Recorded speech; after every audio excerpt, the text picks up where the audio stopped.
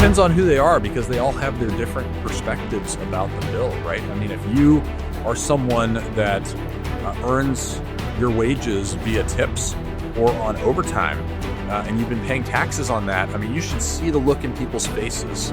They light up when you tell them, hey, not only are the tips that you make moving forward from July 4th and the overtime that you make moving forward from July 4th, those aren't taxed. When you file your tax return early next year, you're going to get all the money back from January 1st to July 4th that you actually withheld for taxes. You are going to get a big old check, in your wallet, and you should just see how excited they are about that. When you talk to business owners that get to maintain their 199A small business deduction, when you look at the R&D expensing, when you look at the 100% upfront accelerated depreciation.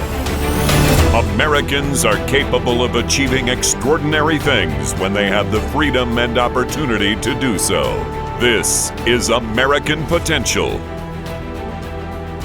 Hey everyone, and welcome to another episode of the American Potential Podcast. I'm your host, David Fromm. Hey, let's be honest. Taxes aren't a fun topic, but it can be when you get to talk about Americans paying less of them. That's exactly what the Tax Cuts and Jobs Act, or TCJA, did back in 2017. Before Biden's inflation started cutting into family budgets, people were finally able to breathe a little. Some took long overdue vacations. Others used the extra money to, catch up on home repairs, and, many paid down bills, really giving a peace of mind and financial breathing room. But TCJA was set to expire at the end of this year. And if that happened, Americans would have been hit with the largest tax hike in American history. But thanks to the passage of the One Big Beautiful Bill, TCJA is now permanent. That's a big win, not just for individuals, but for small business owners too. Now they won't have to face, tough choices like making cuts to staff or their budget just to stay afloat.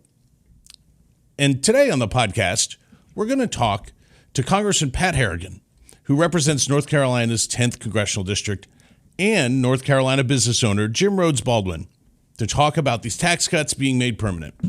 Hey, thank you both for coming on. David, great to be with you. Good to be here. Thanks so much. Well, hey, before we dive into, TCJA and all the fun around taxes, Congressman, so that you're serving in your freshman year, what's, something that's really surprised you so far, and just what's been your general impression? I think what's really surprised me is how much influence we've been able to have as a freshman. I think part of that's due to the nature that we have a very slim majority. I think another part of it is just our country has so many problems, and we are really looking for solutions. I also think that potentially our leadership, to their credit, really understands that the American people's tolerance for no change is zero right now. We have to start solving our problems. We have to change the direction of where this country is going. And I think that that's what's so incredible about the One Big Beautiful Bill is it gets this country back on the right railroad tracks. And it was great to be a part of that. It was great to have a significant role to play, even as a freshman, particularly on my side when it came to charting the future course of our nation's defense. What we've been able to do in 6 months is really groundbreaking. It's unprecedented when it comes to the policy shift that just happened in this country. It was wonderful to be a part of it. Well, I think you make a great point. People don't elect people to Congress just because they like them. I mean, you can play a role, of course, but it's to do stuff, right? It's to take action. And I think especially with this class coming in and in this Congress and this president, people really said, hey, we want things to change. We want action. And I think, the One Big Beautiful Bill was certainly an action-oriented bill that was very substantive and is going to make a big difference, in America's economic well-being and hopefully families' lives. So, yeah, I think you guys have been taking a lot of action. I'm pretty happy about it. I think a lot of Americans are. So, Jim, turning to you. You own a flight training school, right? So first of all, I'd be interested, how did you become a flight instructor? And why did you decide to open a business teaching people to fly? Well, I flew for many years in the 90s as a corporate pilot, and life got in the way and had kids at home, and that was a career that wasn't really conducive to the family at the time. So I took a desk job. I started working for the big banks, and got basically a second career, and was looking down the barrel at retirement going, what am I going to do? And I just can't sit idle. So I dusted off my flying credentials and started teaching. We had one airplane, and it was I hung up a shingle, and it was me and my airplane, and we were just teaching new pilots, instrument pilots, and things of that nature. And not sure exactly why, but I got pretty popular, and I got a pretty good following. And then I added another airplane. The thing of it is that my wife and I both had W-2 incomes, and I needed that airplane to be able to teach as part of my retirement, and just to keep my hand in it.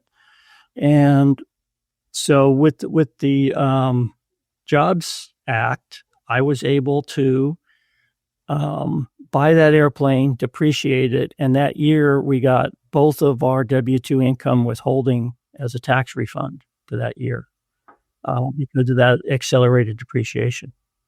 It basically jump-started us and got us in business. Wow. Yeah, so TCJA helped make your business go. That's a great tangible benefit. So Congressman, this is a pretty tangible story about like how TCJA benefited, someone who's creating jobs and doing a great thing in the community. Have you heard other stories from other business owners in your community? Absolutely. I actually just got finished with a roundtable out in Iredell County, one of the counties in our district, and the feedback from small business owners was absolutely overwhelming. I mean, these folks now have certainty of what the tax regime is going to look like moving forward for them.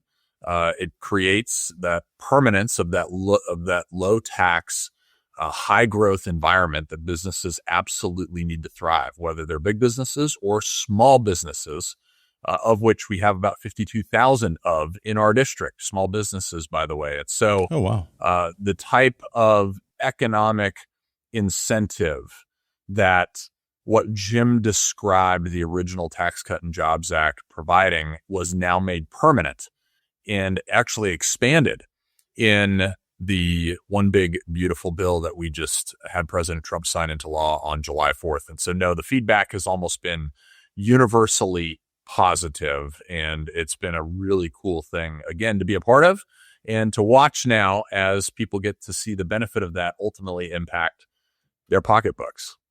Yes. So one of the things we talked about on this podcast a fair amount, talking to other business owners, was in the lead up to the One Big Beautiful Bill being passed and the tax cuts being made permanent, was just the uncertainty for business owners.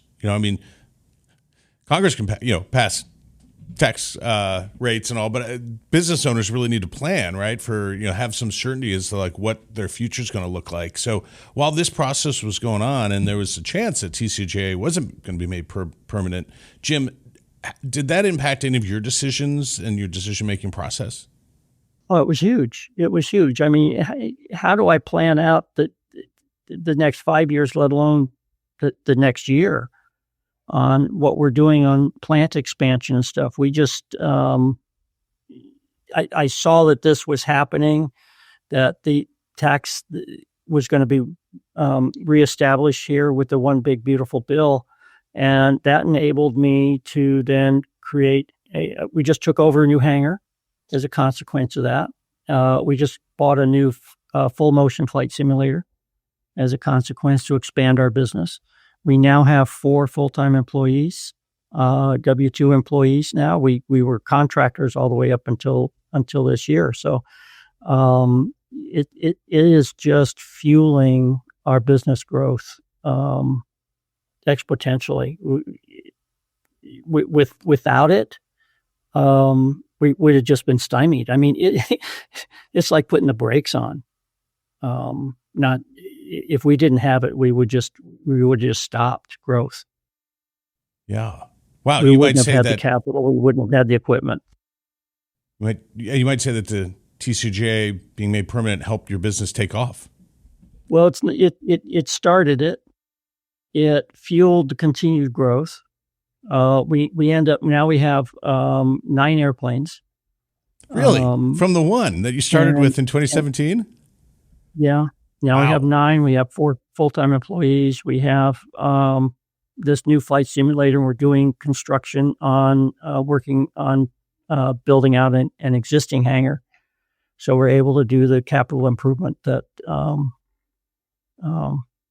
will help us here too. So instead of the money going into income taxes or ordinary income taxes, it's going into creating new jobs. It's a direct correlation. Boom, one to the next. Yeah, that's so fabulous. We'd rather have the jobs, the employees, and then so now we're paying the payroll taxes, Social Security taxes. We're putting more money into the economy every day. That's fabulous. I think sometimes the folks who have opposed this kind of policy sometimes don't believe that these stories exist. That's why I'm so happy that we can talk to you and so many of people like you in America, because these policies really matter. It creates jobs. It helps people earn a living and do great things in their community. So I'm so appreciative of you telling us the story, Congressman. Those of us who were really interested in the One Big Beautiful Bill passing really watched it kind of go, and it seemed like a long and then a really fast process. And this is your first time as a freshman, and you kind of had the Super Bowl going on. What was it like to go through this process of seeing the One Big Beautiful Bill passed? Well, there's no doubt, David, that this is once in a generation, if not multi-generation legislation. I don't think that in the history of our Congress, we have had one single piece of legislation be so comprehensive with respect to the policy shifts that are happening. I mean, this covered 11 committees of jurisdiction in one bill. That has never happened before. And so when you take a look at the comprehensiveness of this legislation, exactly how consequential it is across so many different parts of our lives, and certainly across all of our industries, it was really something truly special to be a part of. This is something that I could, and I won't, by the way, be in Congress, for the next 30 years and never have the same opportunity to do that again. So it was, as you said, David, like coming in, having not had an NFL career before, and my first game is the Super Bowl. Yeah. And that was really, really cool. But I think what Jim laid out there earlier about the thought philosophy and the thought theory of what this policy does, I mean, it absolutely makes a very clear delineation. And it says, instead of the government taking the money that my business has earned, I'm going to let you keep it and let you deploy it for the benefit of those who live and work around you, whose businesses depend on the growth of your business. And you're letting American job creators create that next opportunity with those dollars instead of the government coming in and doing it. And that is just, we've just set the foundation for the largest pro-growth economic boom that this country will have ever seen. And I couldn't be prouder of that work. Yeah, I think you and your colleagues are to be commended. Did you learn anything about the process as you went through this and saw this happen? Well, it's incredibly slow, and there are so many different elements to how you have to craft this legislation, particularly understanding, look, you've got just in the House, and let alone the Senate, you have 435 different members of Congress that each have their own representative constituencies. And each of those constituencies has different priorities. And so across that body, when you only have a 3-seat majority, you got to understand you've got to work as a team or you're not going to get anything done. And in order to work as a team, you have to satisfy those different constituencies. And so as you look at 435 different Venn diagrams and where they're all intersecting across the board, you're trying to find that tiny little pinhole where all of those Venn diagrams intersect. And it really is that difficult. And that's why it took, as you said, so long for all of this to develop. And then everything kind of moved really quickly. I think that's the nature of the beast up in Washington. But the bottom line is we worked as a team. and we got it done. In watching it, and I've been around Congress for a few decades, actually. Might not look it, but I have. But it always amazes me how easy it is for something to get derailed. I mean, there's just a few members, especially with this kind of majority for the Republicans in the House and the Senate to some extent. Only a few members, really have to not be on board, and it derails everything. And I really give a lot of credit to Speaker Johnson and his leadership team, and to the president, and kind of keeping everyone focused on the prize here, because it's a narrow place to kind of fit it in, and I give you guys a lot of credit for that. So how are you? When you're talking to leadership and you're talking to your colleagues, and I know there's probably some angst about the folks who are holding out or something. What are those conversations like with your colleagues? They're fairly professional. I mean, unless people inject emotion into the process, really, it's just a traditional debate over what direction should this country go, right? I mean, SALT as an example, right? State and local tax. I come from a very low tax state, North Carolina. My constituents don't want to be subsidizing those who live in high tax states. I live outside of Chicago, so yeah, your money's coming to me. Exactly, David. Right. So you got to figure out, where is a level that everybody can really live with to get the ball across the finish line.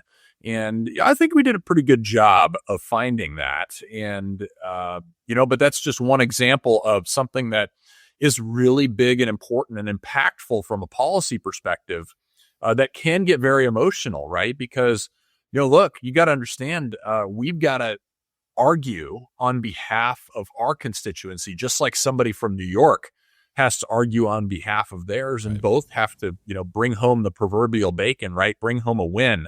And how do you overall do that in the perspective of the overall picture of what you're trying to accomplish with the bill, right?